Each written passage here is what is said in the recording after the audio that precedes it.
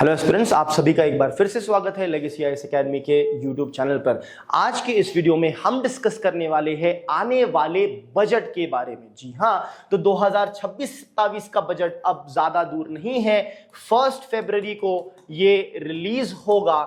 अब उस रिलीज होने के पहले ऑफ कोर्स सारे लोग अपनी अपनी कुछ ना कुछ डिमांड रखते हैं, कुछ ना कुछ एस्पिरेशंस, एक्सपेक्टेशंस होती है बजट की।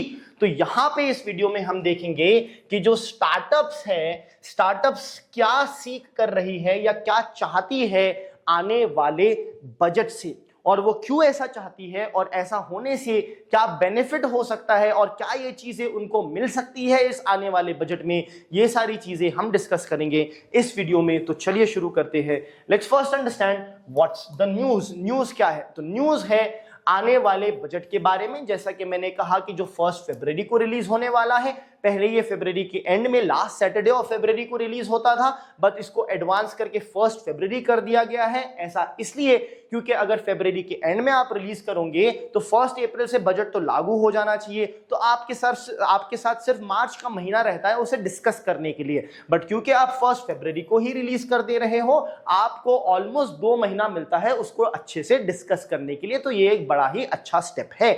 और इसके ही एक दिन पहले, या कह सकता हूं प्रीवियस रात को, मतलब 31 जनवरी को आ जाता है इकोनॉमिक सर्वे।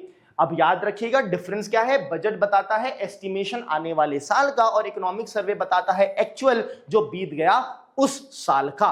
तो ये होता है बजट और इकोनॉमिक सर्वे। अब ये जो बजट आने वाला है, इससे कुछ एक्सपेक्टेशन है स्टार्टअप्स की। वो एक्सपेक्टेशन क्या है? स्टार्टअप्स चाहती है स्ट्रॉन्गर इंसेंटिव, मतलब ज्यादा इंसेंटिव स्टार्टअप्स को मिले।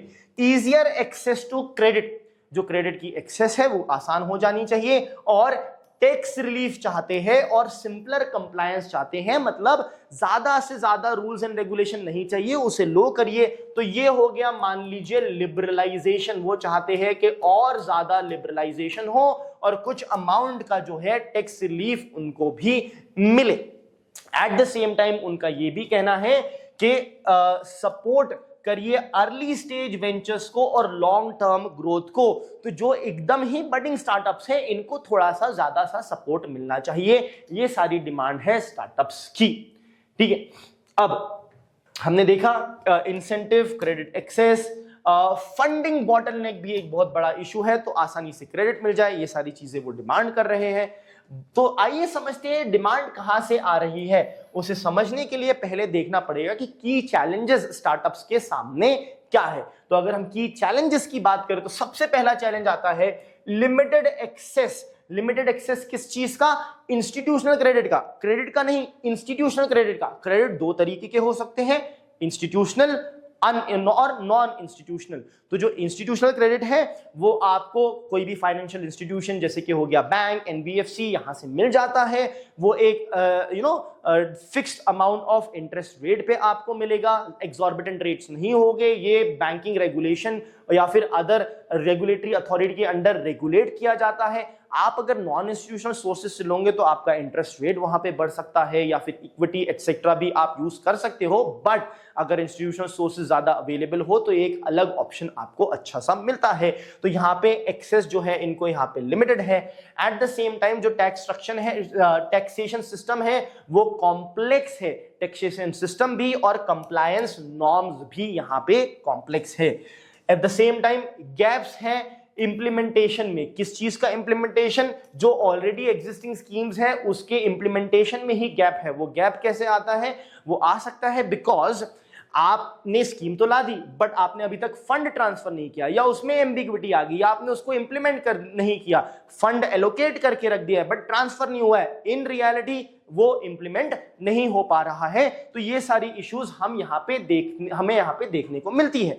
तो यहाँ पे हमें लेकर आना चाहिए टारगेटेड सब्सिडीज जो स्टार्टअप्स डिमांड कर रही है। अब टारगेटेड सब्सिडीज होती है कि जब भी आप सब्सिडीज लेके आओ, एक जनरल तरीके से मत लेके आओ। मतलब अगर आप किसी डायमेंशन में या किसी सेक्टर में 100 करोड़ की सब्सिडी लाए हैं तो उसको ऐसा ओपन फॉर ऑल मत रखिए, उसको आप सबको दीजिए, बट स्पेसिफिकली टारगेट करिए। अब जैसे जो बडिंग स्टार्टअप है, नए स्टार्टअप है, जो मान लीजिए इंडिजिनस स्टार्टअप है, या जो स्टार्टअप है जो कुछ सोशल इश्यूज प्रॉब्लम को सॉल्व कर रहे हैं, जो ज्यादा से ज्यादा जॉब क्रिएट कर रहे हैं, इस टाइप की अगर जो स्टार्टअप्स है, जो ज्यादा वल्नरेबल सेक्टर में काम कर रहे हैं, जो रिन्यूएबल एनर्जी में काम कर रहे हैं, ये सारी स्टार्टअप्स को आप स्पेसिफिकली टारगेट कर सकते हो। That is why targeted subsidies, जो कि ये स्टार्टअप्स को भी टारगेट करेगी। जब ये स्टार्टअप्स भी टारगेट होंगे, इन्हें भी पैसा मिलेगा, और जो पैसा है वो स्पेसिफिकली एक पर्टिकुलर ऑर्गेनाइजेशन, एक particular kind of startups he corner नहीं कर पाएगी। जिन्हें जरूरत है वो भी ले पाएंगे। तो यहां पे जरूरत है हमें टारगेटेड स्टार्टअप्स को टारगेट करने की विद रिस्पेक्ट टू सब्सिडी। तो ये स्ट्रेंथन करेगा हमारा डोमेस्टिक मैन्युफैक्चरिंग एक सेक्टर है जहां पे आप टारगेट कर सकते हो स्टार्टअप्स को। एट द सेम टाइम जो स्मॉलर स्टार्टअप्स है, जैसा मैंने कहा, या इमर्जिंग स्टार्टअप्स है, आप इन्हें भी टारगेट कर सकते हो। नेक्स्ट है क्रेडिट एक्सेस बॉटलनेक। अब यहां पे क्रेडिट एक्सेस बॉटलनेक, ये बॉटलनेक वर्ड क्या है? As you can see the shape of the bottle. तो जो बॉटल का नेक होता है वो काफी नैरो होता है। यहां पे कितनी भी ज्यादा स्पेस क्यों ना रहे, क्योंकि ये बॉटल नैरो है, इसलिए कुछ भी चीज यहां से निकलेगी तो वो काफी कम स्पीड में निकलेगी। ये होता है कॉन्सेप्ट बॉटल नेक का। तो यहां पे बॉटल नेक है क्रेडिट के साथ भी स्कीम्स, वेदर आप स्कीम्स की बात करें या फिर लोन्स की बात करें, लोन इंटरवेंशन की बात करें, ठीक है। उसके साथ साथ जब भी आप लोन लेने जाते हो किसी बैंक से, किसी एनबीएफसी से, तो आपको जरूरत पड़ती है कोलैटरल की। कोलैटरल मतलब आपको कुछ ना कुछ वहां पे मॉर्गेज रखना पड़ता है जिसके अगेंस्ट आपको लोन मिलेगा। अब अगर आपके पास ऐसे मॉर्गेजेस नहीं है तो लोन लेना आपके लिए और ज्यादा डिफिकल्ट हो जाता है। तो ये बन जाता है एक तरीके का बॉटलनेक क्रेडिट के एक्सेस के लिए, राइट। इसलिए जरूरी है इन्हें हम सपोर्ट करें। At the same time social and impact startups जो है उन्हें भी खास तौर से सपोर्ट मिलना चाहिए। सोशल स्टार्टअप मतलब वो स्टार्टअप्स जो कि सोशल इश्यूज या सोसाइटी के रिक्वायरमेंट के हिसाब से आइडियाज लाके उस गैप को मीट करके कुछ प्रॉब्लम्स को सॉल्व करती है, ऐसी स्टार्टअप्स को भी हमें सपोर्ट करना चाहिए स्पेसिफिकली। इसका मतलब ये नहीं कि दूसरी स्टार्टअप्स को लीव आउट कर दीजिए, बट इन्हें भी खास तौर से टारगेट करके सपोर्ट करिए, ये डिमांड है। सेकंड है इंपैक्ट स्टार्टअप, ऐसी स्टार्टअप्स जो ज्यादा से ज्यादा इंपैक्ट कर सकती है। मान लीजिए आपकी एक स्टार्टअप है सर्विस सेक्टर में जो 10 लोगों का जॉब क्रिएट करती है और 100 करोड़ का बिजनेस कर रही है, बट आपकी एक स्टार्टअप है जो 1 करोड़ का ही बिजनेस कर रही है, अब 2 करोड़ का, 3 करोड़ का ही बिजनेस कर रही है, बट 100-150 लोगों को जॉब पे लगा रही है।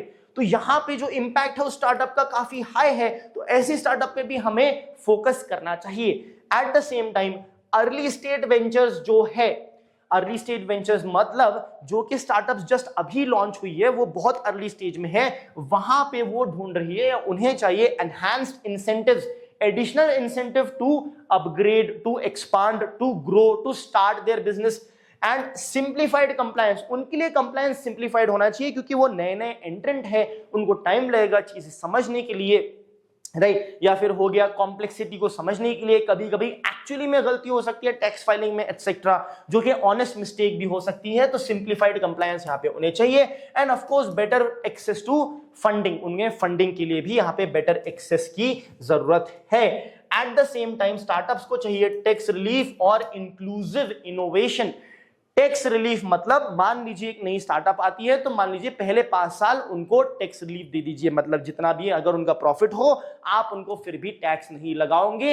ऐसा करने से होता यह है आप उनको इंसेंटिवाइज करते हो ज्यादा से ज्यादा ग्रो करने के लिए, और जो भी उनका पैसा आता है, वो प्रॉफिट आता है, वो उन्हीं के साथ रहेगा, उनको टैक्स देना नहीं पड़ेगा, तो वो उसे यूज करके और ज्यादा एक्सपांड कर सकते हैं। इसलिए यहां पे टैक्स रिलीफ की डिमांड आ रही है। एट द सेम टाइम जो भी स्टार्टअप्स है वो family focus innovation, women lead enterprises, technology enabled education, educational institutions etcetera, जो भी इस टाइप की स्टार्टअप्स है, वहां पे स्पेसिफिकली हमें इनोवेशन की बात करनी चाहिए। मान लीजिए फैमिली फोकस स्टार्टअप्स है, मतलब फैमिली का ही बिजनेस है, पूरी फैमिली साथ में मिलकर कर रही है, या फिर वुमेन लेड है। सो वुमेन लेड है तो यहाँ पे भी हमें फैसिलिटेशन की जरूरत पड़ती है, ऐसी स्टार्टअप्स को फैसिलिटेट करने की। याद रखिएगा, हम ये नहीं कर रहे हैं दूसरी स्टार्टअप्स रह जाए, बट इन्हें स्पेसिफिकली टारगेट करना। हमें ऑल्सो जरूरत है लेबर रिफॉर्म और कंप्लायंस इश्यूज की को एड्रेस करने की। लेबर रिफॉर्म्स और कंप्लायंस इशू। एक सिंपल सा उदाहरण है कंप्लायंस इशू का, जैसे अगर आप प्रेजेंट की बात करें तो थ्रेशोल्ड जो है जीएसटी रजिस्ट्रेशन का वो है गुड्स के लिए 40 लाख रुपीस और सर्विसेज या गुड्स एंड सर्विसेज बोथ। मान लीजिए आपका एक बिजनेस है जो सिर्फ गुड्स में डील करता है, तो अगर आपका जो रेवेन्यू है वो 40 लाख क्रॉस कर रहा है तो आपको मैंडेटरी है रजिस्ट्रेशन करना जीएसटी के लिए। वहीं अगर आप कुछ सर्विसेज प्रोवाइड कर रहे हो तो सिर्फ 20 लाख का भी रेवेन्यू है तो भी आपको रजिस्टर करना है मैंडेटरली, या फिर अगर गुड्स और सर्विसेज दोनों हो तो भी 20 लाख लिमिट होती है। तो समझ लीजिए जैसे ही सर्विसेज इन्वॉल्व हो गई लिमिट सिर्फ 20 लाख की होती है, और अगर सिर्फ और सिर्फ आप गुड्स में डील कर रहे हो तो लिमिट होती है 40 लाख की।